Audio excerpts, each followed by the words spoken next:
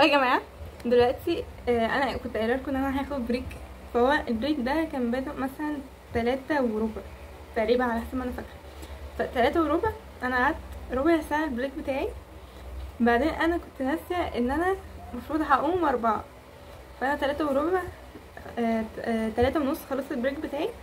وبعدين مامتي جت، بعدين اتغديت، وبعدين نزلت رحت الدرس عادي جدا، وبعدين روحت كملت العربي لغايه ما قدرت يعني وبعدين النهارده ده كان الخميس، النهارده الجمعه.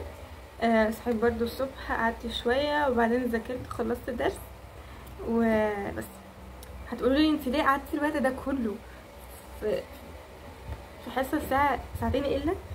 هقول لكم ده انا يعني بصوا، هو ده انا في اول الترم، يعني ان انا لسه ايدي مش متعوده اكتب بسرعه، يعني مش متعوده على مذاكره المعلومات، مش عايزه تخش بسرعه. بس فاهو كتبت بس، فانا قلت اطمنكم ان انا خلصته. لو وراكم حاجه روحوا ذاكروها، مش معنى ان احنا في اول الترم وكده. وبعدين بجد يا جماعه، فكره الناس اللي هما بجد بيقولوا اللي هو خلصي الدرس او كده روحوا ذاكروه، هو مش بجد. هما الناس تحفه، تفكيرهم تحفه. انتوا بجد انتوا لو خلصتوا الدرس وروحتوا ذاكروه انتوا مش هتشيلوا همه الاسبوع كله. بجد الموضوع يعني ولا هتلاقي حاجه مرقمه، ولا هتلاقي فجاه الدرس جه واللي هو هذاكره قبل الدرس بربع ساعه. مفيش خالص. انا قعدت اول اسبوعين قبل اللي هو المايس بس اللي كان مبتدي، لكن هو بص انا كنت ماشيه زي ما هما بيقولوا، بخلص الدرس وبروح اذاكره. هو الموضوع متعب، انا مش هقول ان هو مش متعب، هو متعب. فكره ان انتوا برضو لو عندكم درس بالليل ويخلص مثلا 10 وان انتوا تروحوا تذاكروه، فانا عارفه ان هو متعب، ومتاكده من 100% ان هو متعب. لكن هو فكره ومش هتشيلوا همه، الوقت هيكون فاضي عندكم، وقت كتير فاضي تعملوا فيه حاجات كتيره. فبجد حاولوا دوسوا على نفسكم، وبلاش اللي هو يعني في ناس بيحبوا اللي هم يلموا في يومين دروس كل المواد. في ناس بيحبوا زي ان هم يقسموا المواد على الاسبوع. لكن بصراحه كساره عمري ما اتخيل ان انا هلم الدروس كلها في يومين. مش هفهم الدرس بيقول ايه عشان بركز مع المستر وبقعد اكتب. فانا بالنسبه لي ما بعرفش اتعامل بالصوت ده. ف فحاولوا بجد بجد بجد وقولوا لي. جربوا اسبوع واحد بس، احنا اصلا لسه في الاول فمش هتلاقوا متعب قوي. خلصوا الدرس وروحوا ذاكروه، وبجد خلصوا قعدوا خلوا الاسبوع اللي هو مثلا زي مثلا عندكم النهارده ماس او رياضيات، تاخدوا الدرس ترجعوا تحلوا عليه، تعملوا الواجب او تذاكروه وتحلوا الواجب. وبعدين اكتبوا لي بقى في الاسبوع اللي بعده لما يكون عندكم حصه رياضيات حسيتوا بايه وانتوا مش شايلين همها. ماشي جربوا، ولما مثلا النهارده عدى عليه اسبوع يبقوا اكتبوا لي تحت في الكومنتات ايه رايكم عملنا ازاي. ماشي. في العموم ادي العربي اهو، بجد التأسيس تحفه، الحصه التأسيسيه تحفه بتاعت محمد صلاح. لكن هي متعبه موت متعبه موت. كل المنهج ده حاساني كنت باخده لاول مره لغايه بس الجمله الاسميه والفعليه شبه الجمله دي واخداها كذا مره، في اللي هو بصمجت هنا خلاص. ماشي كل ده بس الحصه التأسيسيه. فده كان العربي بالنسبه لي. النهارده رحت جبت كراسات. امي جابت لي كراسات. بصوا انا استنى هقرا لكم حاجه مع التابلت. امي جابت لي كراسات وجابت لي كتب خارجيه. استنى بالنسبه للتاريخ والاو ليفل في تانية ثانوي، انتوا شافتين السوق. انا رحت مثلا بتاع محلين او 3، يعني كان في واحد عند بيت جدتي ده ما اظنش يعني مش فكره ما اظنش ان في حد بيروح له، لكن يعني مش اللي هو محل قديم كنا بنروح له واحنا صغيرين، فاللي هو ما توقعتش ان هو اصلا الناس هيروحوا له يجيبوا منه الكتب. فروحنا بجد ما فيش، طلع ان هو بيطلبوه بالكميات يجيلكوا. فاللي هو لا لا لا لا لا لا. ورحت النهارده تحت البيت عندنا برضو ما فيش، يعني التاريخ والاوليفي. التاريخ تقريبا كل الناس خايفين لسه مش عارفين المنهج، فحصل خير. جبنا كراسات من فتح الله، جبت 3 3 باكيتات، كل باكيته كان فيها 3 كروسات. اوريكم شكلها، استنى اوريكم واحده واحده. اي بص، انا رابنزل. الناس اللي لغايه دلوقتي بيشيلوا هم بقى، يعني اقول لكم اكتر حاجه حسيتني ان انا كبرت عقليا فيها، دي بتقولك let's have a good day، ان انتوا تبطلوا كير about شكل الكراسة. يعني حسيت ان انا المعلومه دي حسيتني ان انا كبرت دماغيا فيها، ان هو شكل الكراسه بناتي اولادي ايه، المهم ان هي كراسه في الاول وفي الاخر، يعني ان شاء الله كانت شكلها عامله ازاي، المهم ان هي اقدر اكتب فيها في الاخر، عشان انا اصلا في الاخر يا اما هتلاقي مثلا في حاجه وقعت عليها بعد الشر يعني اتبهدلت حاجات كده، فاللي هو بجد مهتمين بشكل الكراسات قوي. هتقولي طب انت جايبه كراسات بنات ايه؟ على فكره عندي كراسه ولادي. دي كان في واحده صاحبتي جابت لي دي، فحسيتها سو كيوت، لكن دي كانت في نص ما كنتش شايفاها، لكن يعني حصل خير. دي اكتر بقى واحده معجبه بيها، بحب الحاجات اللي هي كده بس. لكن هو بجد كراسه بناتي او ولادي ده كرتون بحبه قوي، ان كنتوا لو ما اتفرجتوش عليه روحوا اتفرجوا. فبجد لا يعني بالنسبه ان انا يعني استغفر الله لازم يا رب، لكن كده بنزين ده بنفتحه في الاخر. لكن يعني ان شاء الله بجد ان شاء الله هحاول احفظ الايه، يعني احفظ الايه عشان انا على طول يعني اخر الدروس وحفظ الايه.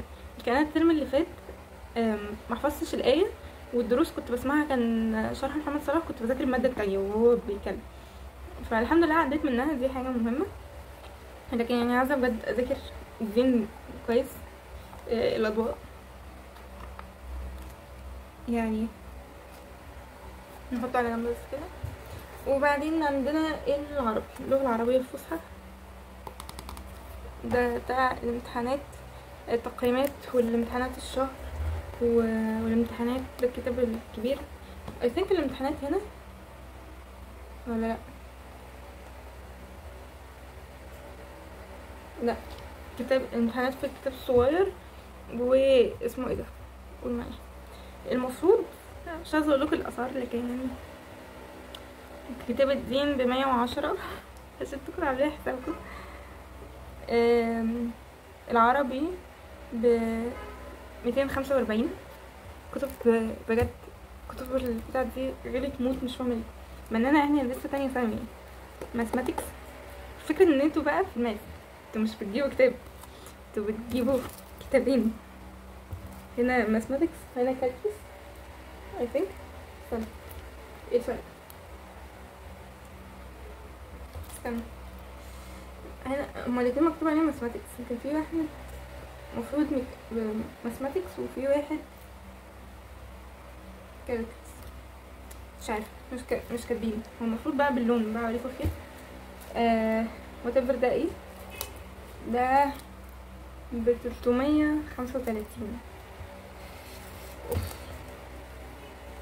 289 ده غالي موت. ماشي، وبعدين جبت برضو دول اللي هقولكم.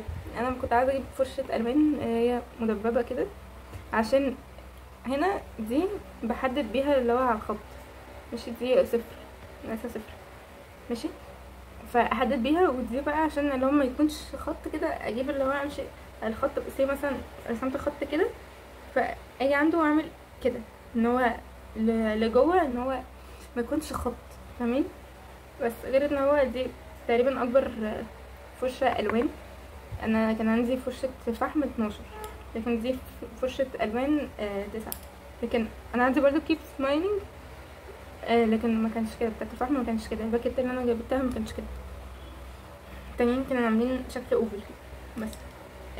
فده كان الفيديو بتاع النهارده، يا رب يكون عجبكم. استنوا انتوا هتاخدوني في دوكا، استنوا يا رب ثانيه نتعلم حاجه مفيده مع بعض. انا عارفه ان هو مش هتكون حاجه مفيده قوي لمعظمكم، لكن يعني حصل. استنى بصوا، هو ممكن منكم ما يحس ان هي مش مفيده قوي، لكن انا بالنسبه لي هي مفيده في حاجتين. لكن هي بجد هي مفيدة، لكن مش مفيدة بدرجة كبيرة. فالمهم بصوا هقرا لكم مع بعض. لو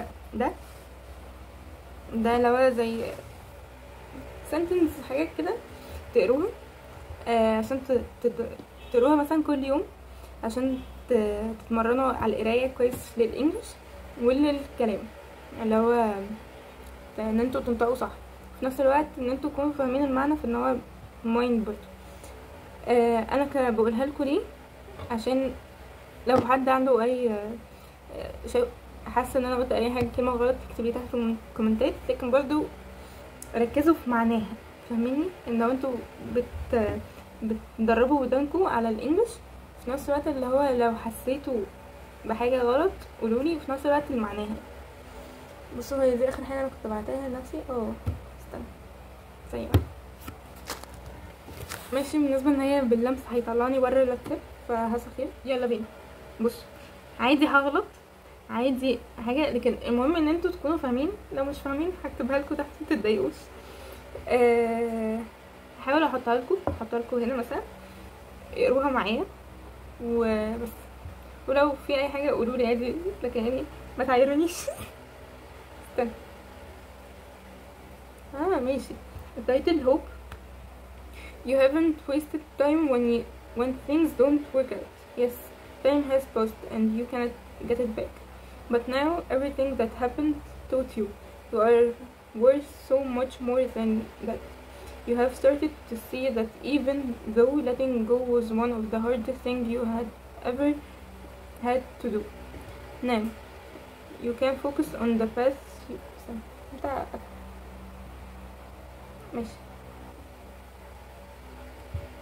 Now you can focus on the past before you. Now you can now take a deep breath, knowing that the mere fact that you are here means your story isn't over. ماشي. Today may look different for what you planned a year ago, and this is also true. Though every change now you know, the morning sun still shine. The moon still حاجة كده، كلمة كده معرفتهاش، مش هبقى اشوف بتتنطق ازاي. The evening sky. And every day you are starting to see love is still boundless and so much greater than you imagined it to be. You have had to say goodbye to You have had to say goodbye to so many things, and yet here you are, still finding peace, still pressing growth and wisdom as you become who you were meant to be. بصوا 100% هتلاقوني في حاجة غلط، لكن انا مش من النوع اللي بعرف اقرا قوي بصوت عالي، او ان انا بتكلم. يعني انا بقرا روايات كتيرة انجلش، لكن ما بقراهاش بصوت. ماشي. هحاول افهمكم. hope يعني الامل. you haven't wasted time when things doesn't work out. يعني انت ما ضيعتش وقت في حاجات يعني ما اشتغلتش او ما حصلتش اكتر. يعني مثلا انت كنت بتعمل حاجه بتشتغل عليها فهي ما اتحققتش. يعني yes, time has passed. ايوه الوقت عدى. استنى. and you can't get it back. انت ما تقدرش ترجعه تاني. but now لكن دلوقتي everything happened taught you. لكن دلوقتي كل حاجة حصلت علمتك. you are worth so much more than that. انت ايه؟ انت قيمتك، انت تستحق اكتر من كده. ماشي. you have started to see that even though letting go was one of the hardest things you had ever had to do. ان انت لما you have started to say that even though letting go is one of the hardest things. ان انت برضو لما بدأت تشوف ان حاجات بتروح، فان دي كانت اصعب حاجة انت عملتها. يعني تخيلوا مثلا انتوا بتشتغلوا على حاجة وبعدين ما نجحتش، فاللي هو يعني مش اخر الدنيا. بلس ان هو ده حاجة مش سهلة ان انتوا تعدوها. يعني ان انتوا بتكونوا بتشتغلوا على حاجة في الاخر ما تحصلش، فان هو مش حاجة سهلة. ماشي. now you can focus on the past before. انت دلوقتي ممكن تركز على طريقك اللي هو حصل. ماشي. now you can now take deep breath knowing that the mere fact. دلوقتي انت ممكن تاخد deep breath اللي هو يعني نفس عميق، عارف ان مجرد ما بعرفش اترجم اوي، بس مجرد الحقيقة ان that you are here means your story isn't over. ان انت وجودك هنا ان قصتك ما انتهتش. today may look different from what you planned a year ago. دلوقتي ممكن يبان مختلف من ان انت يعني خططت له من سنة. and this also true. ان ده برضو حقيقي. through every change. مع مجرد تغيير. now you know. دلوقتي انت عارف. the morning sun still shines. ان الشمس لسه بتشرق. وان the moon is illuminations تقريبا. the evening sky لسه بيلمع في المساء في السماء يعني بالليل. and every day كل يوم you are starting to see. ان انت بتبدأ تشوف love is still boundless and so much greater than you imagine it to be. ان هو الحب اكبر من ان انت تخيلت في يوم ان هي تكون. you have had to say goodbye to so many things. انت كان لازم تقول اللي هو وداعا لكذا حاجة. and yet ولغاية دلوقتي here you are. ان انت انت still finding peace. ان انت لسه بتلاقي راحة. still pursuing growth and wisdom. لسه عندك ان انت بتكبر وعندك wisdom. ان انت بعد كل ده لسه بتكبر اللي هو نفسيا، اللي هو يعني لسه بتوصل للي انت عاوزه، ولسه عندك الحكمة as you come who you were meant to be. ان انت دلوقتي وصلت للي انت كنت المفروض توصله، اللي انت تكون يعني as you become who you were meant to be. ان انت دلوقتي وصلت للي انت المفروض تكون وصلت له، اللي هو المكتوب لك. بس انا عارفه ان انا ممكن ترجمتي وحشه جدا وقرايتي بصوت مش احسن حاجه، برضو ما بحبش اقرا بصوت عشان كده، لكن يعني هنتعامل مع بعض في الموضوع ده. هحسن نفسي معاكم في الفيديوهات الجايه في الموضوع ده ان شاء الله. بالتدريب هتساعدني في الموضوع ده. بس ورب تكونوا استفدتوا بجد حاجه من الفقره الصغنونه بتاعتنا دي. ان شاء الله هعملها لكم في كل فيديو، هعرفكم ما تخافوش.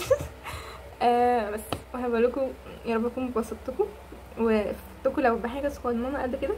باي باي، واشوفكم في فيديو جديد. وروحوا زوروا روحوا ذاكروا اللي عليكم. باي.